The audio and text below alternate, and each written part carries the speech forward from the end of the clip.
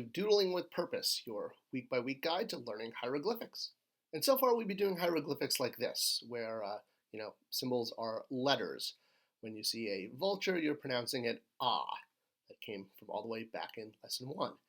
And the idea is now that we know enough letters, we're able to put those together and start to form words. So the word freight could be potentially spelled like this. I mean, if you were spelling an English word using hieroglyphics. But as we started to do last week, today we are really turning the corner and hitting the ideograms. Ideograms are symbols that actually mean something, probably the way you may have thought of hieroglyphics before starting this course. The difference between an ideogram and a phonogram is that the ideogram actually represents what it is. So in this case, the Egyptian vulture would actually be vulture as opposed to the ah sound. I know, it's a little confusing, but it's going to make sense. And when you think about it, we're used to looking at ideograms all the time in our life because, well, between emojis and street signs, there's a lot. All right, quick time for review for the last phonetic sign that we did last week, which was the wasar, staff. Give it little ears there. All right, and then our first ideogram that we learned was going to be the water pouring out of the vase on top of a foot, which looks like this. And this is pronounced wab, which means pure. No, that's how they represented pure. And this one is an ideogram for road. A triangle on top, and a triangle on bottom. And this is wat, road. It's the symbol and the illustration of what a road was. Okay. Today, we're really going to jump into ideograms, and we're going to start off like busy bees with an Egyptian busy bee, because bees were actually very, very important to the culture of ancient Egypt. Not only because they actually raised bees, because honey was a major export of ancient Egypt, and obviously a treat if you lived in Egypt, but the bee symbol was the symbol for the Egyptian king. I mean, well, not this Egyptian king. I'm talking more like the Pharaoh king that you probably know from, storybooks and movies. So the Pharaoh was represented by the bee symbol, which looks like this when it's done in full color, and one takes a lot of time adding all the details, which we're not going to do today. We're not going to do color details. You can obviously do that as you like, because that's fun. But we're going to look at the basic form, which you can see in hieroglyph here. You can see the bee here is looking to the right, but we're actually going to draw it looking to the left, because remember, hieroglyphs can look both left or right. So here it is, looking to the left, how we're going to draw it as a small pendant. And this one only has 3 legs, but usually it's drawn with 4 legs. But that's okay. We won't knock the artist who took time to do that. So here it is with 4 legs, and again in full color. You'll see bees a lot on stela and in monuments because, again, the bee represents the king of Egypt, both upper and lower Nile. And it's pronounced BITY, BITY. All right, so we'll start with the body. Then we're going to do a curve down for the thorax and 1 line down for detail. We'll do the head, the wings go up, and then a bigger wing up, connect. Then we'll do 1, 2, 3, 4 legs, 1, 2 antennae, 1 eye, and something to stand on. And that's your bee. All right, so again, start with the body, then the thorax, down.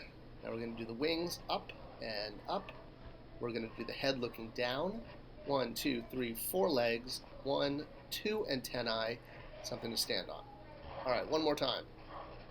All right, detail there. Now we're going to do the head. We're going to do the wing up and up. Oops, that first wing could be up more. All right, now we'll do 1, 2, 3, 4 legs, 2 antennae, and something to stand on. And that's BITY, the symbol for king.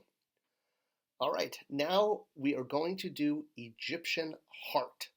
And yeah, this is like a heart in a heart with the symbol of life inside of it. Obviously, we're not going to be doing the ankh inside of it, but this is what the heart looks like, that outer shape, which does look a lot like the actual human heart, which just goes to show you Egyptians knew their anatomy. So here it is again. It kind of looks like a basket with 2 little prongs sticking out the top and then a cap on it. It's kind of a good way to think about it, but what you're actually drawing is a human heart. Here it is underneath the symbol for gold. We'll get to that one in time, but as we scroll down, you can see it in black here. So again, it looks kind of like a basket with sort of two prongs sticking out the top and then a little cap. And that is the symbol for heart, and it's also the word for heart. So that's what makes it an ideogram. When you see it, it basically means heart, or it can also mean affection, because Egyptians also felt that affection came from the heart. So yeah, I know. We're going to get into all that. Right now we're still learning to draw. And this is pronounced ib, like IB, again, even though there's no vowels in Egyptian. I know it's very confusing. Okay, so it starts with two curved lines down, connecting flat at the bottom. And we're going to draw those two little prongs, then curve in, connect, and then draw a little cap. All right, curved line, connect at the bottom. We're going to go up, make those two prongs, curve in, flat, and then make a little cap. All right, one more time. Curve down, flat on the bottom. We're going to do the two little prongs, which are the arteries coming out, and then the cap. That one wasn't my greatest, but there you go. That is the heart. All right, now we're going to do the step. You see it there next to that man under the eye there.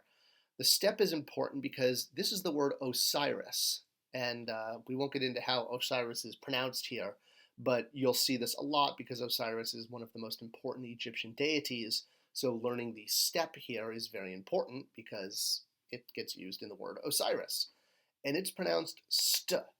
Now, it also means a place. So while it's used in the word Osiris, it's also the ideogram for a place, like a place where you do something. All right, and it's not too difficult to draw. You can imagine. Start with the bottom, go up and up and up and down. There you go. Start with the bottom, up and reverse step, and down.